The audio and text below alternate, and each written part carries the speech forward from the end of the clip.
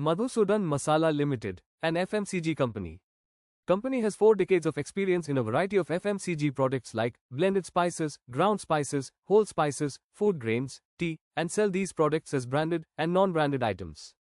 About 56% of the revenue is generated from branded business and 44% from non-branded. Company markets and sells these products under its well-known brands Double Hathi, Maharaja, Mantavya, and 77 Green, and won Best 500 SME Award in 2023. The company was incorporated in 1982 and got listed on NSE in 2023. They are based in Jamnagar with more than 35 employees and 80 workers. Company has one manufacturing plant located in Jamnagar, encompassing an area of 1 lakh square feet and production capacity of 4,800 metric tons per annum with 50% capacity utilization.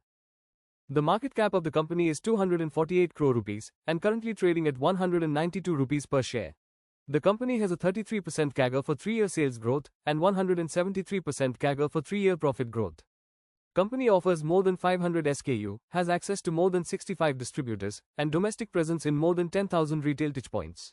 Currently, they operate in Gujarat, UP, Jammu and Kashmir, Maharashtra, and Goa, and plans are underway to expand to other regions. In July 2024, company acquired 100% stakes in Vitagreen Products, which has one manufacturing plant in Rajkot, with a production capacity of 600 metric tons per annum, domestic presence in more than 10,000 retail touchpoints across 7 states.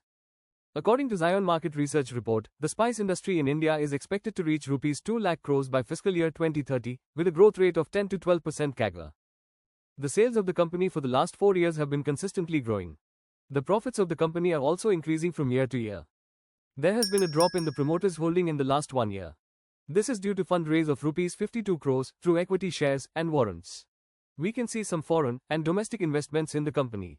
Currently, company is not paying out any dividends to the shareholders.